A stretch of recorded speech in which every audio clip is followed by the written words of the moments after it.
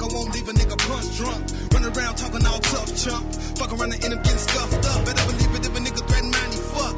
Beat him up cause a nigga trying to slug. Beat him up while the nigga trying to duck. But when I line them up, I'ma be flying them up like two lines of dust. I'ma be too cock with it. Glock cock aim and ready to pop with it. Shots gon' rain, get ready to drop main. Already done got aim, bad got that fit. Pretty for nigga thinking to the pit. I got a slug with your name on it, homie. You can come get it. And you the nigga. Welcome to Planet Fuck You. Welcome back to Planet Fuck You. This is Planet Fuck You Radio at planetfuckyou.com. Moving on, we see, when we check the headlines, the next story that pops up in this link. Florida collectivist offers ban that would mandate anger management classes for bullet buyers. I couldn't believe this, so I had to click on it and figure out what the fuck it was about. It takes us to a story on Fox News, Fair and Balanced. The headline reads, Florida bill would require anger management courses for bullet buyers. A Florida legislator wants anyone trying to buy ammunition to complete an anger management program first, in what critics say is the latest example of local lawmakers reaching for constitutionally dubious solutions to the problem of gun violence. You think?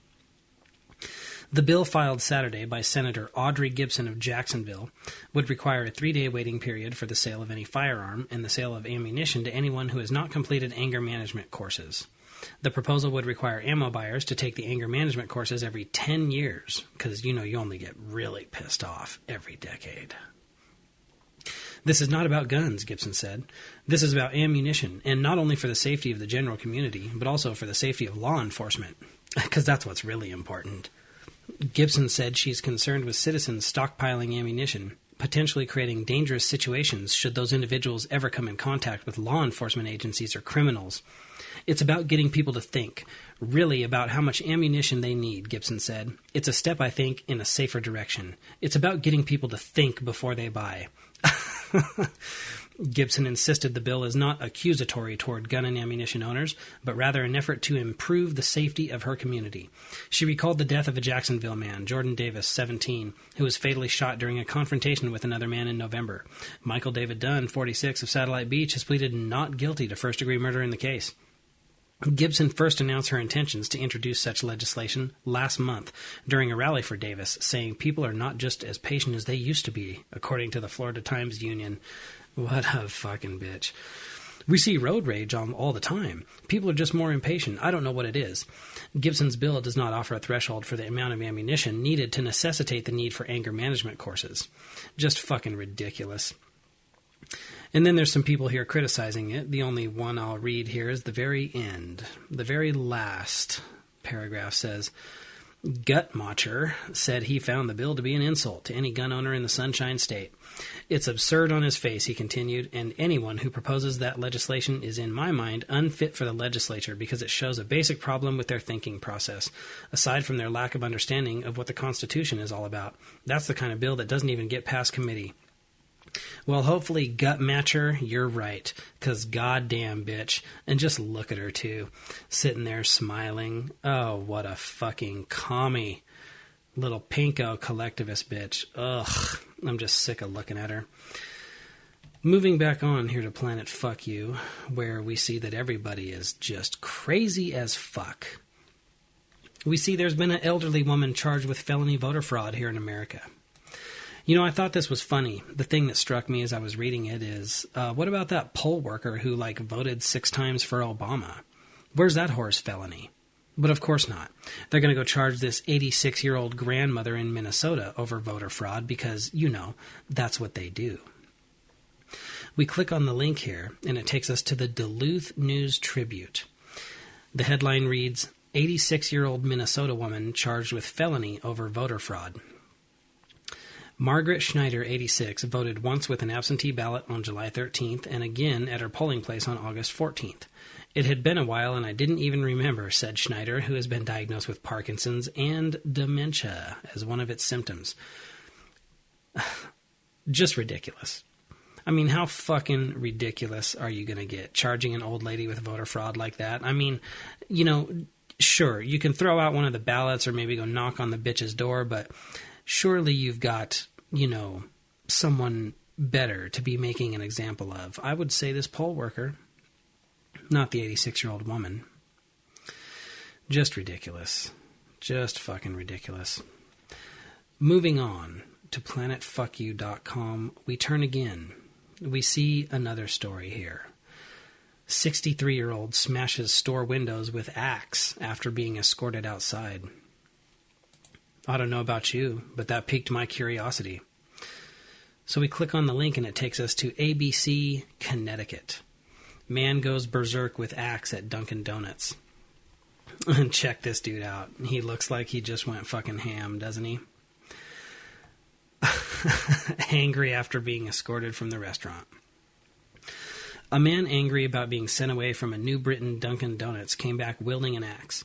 According to police, Wilfred Levine, 63 of New Britain, was loitering outside the Dunkin' Donuts on Wednesday afternoon when employees of the restaurant told him to leave and escorted him out.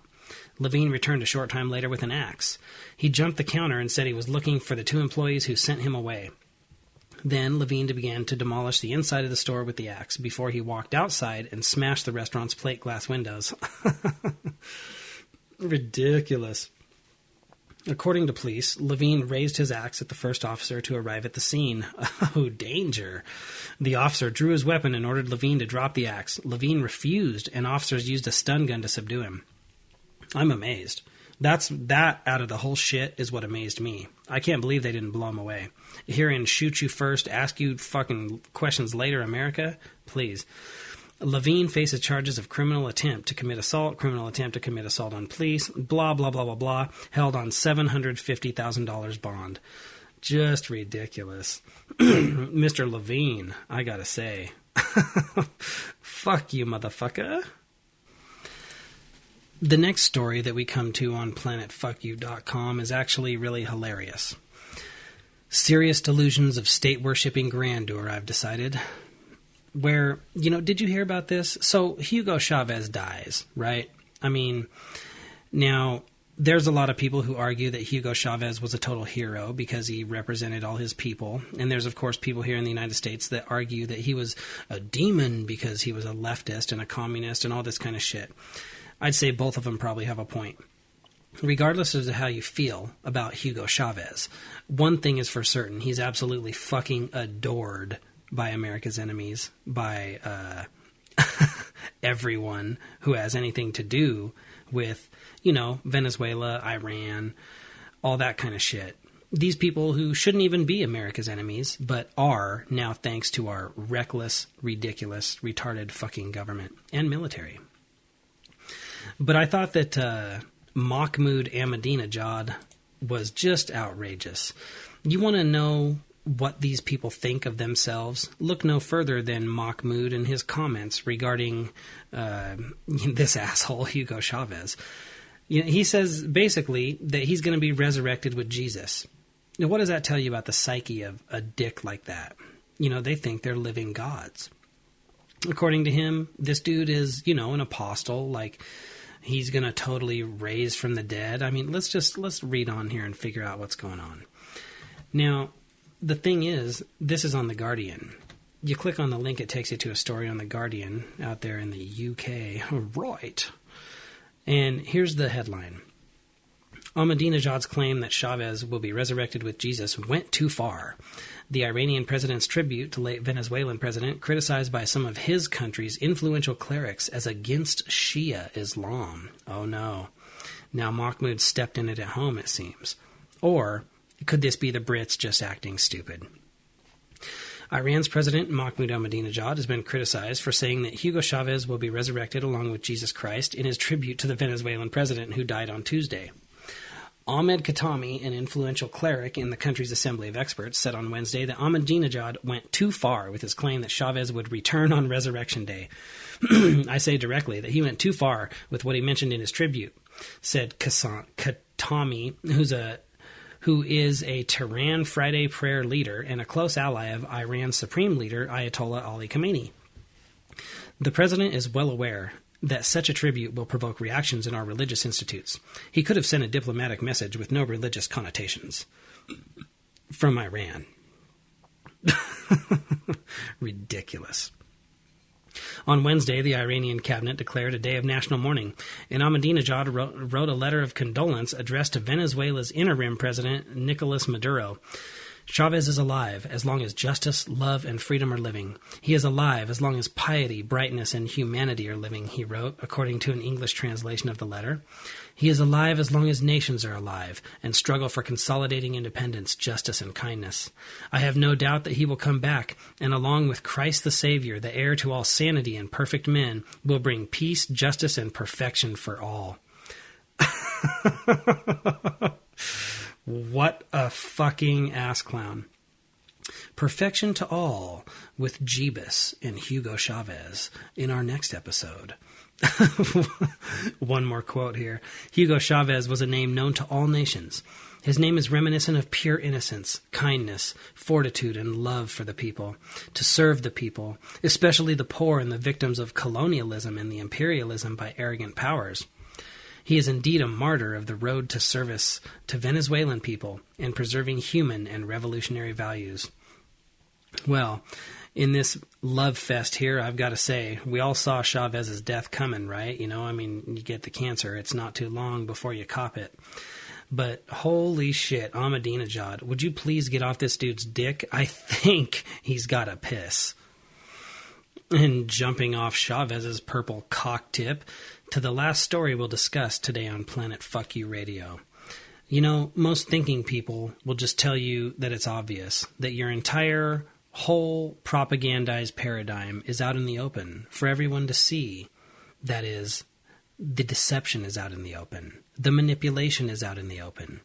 And everyone but you can see it. Well, I wouldn't agree with them. I would say that those of us who are awake are very few in number, and those of us who are asleep, very great. Hordes of zombies, in fact. You know why? Because they listen to shit like this. You click on the link here, our next story at planetfuckyou.com. It reads, Intermilitary Memo offers proof of your propagandized paradigm. And indeed it does. We click the link. It takes us to the Weekly Standard, Bill Kristol's rag. The headline reads, Army spokesman reminds employees and civilians not to criticize Commander-in-Chief, because of course that would be bad. Stephen D. Abney, the chief public affairs official for the Army's Joint Munitions Command, recently sent a message to all 6,000 employees he speaks for. Don't criticize President Barack Obama or any political party to members of the press. This message was received by civilian contractors as well.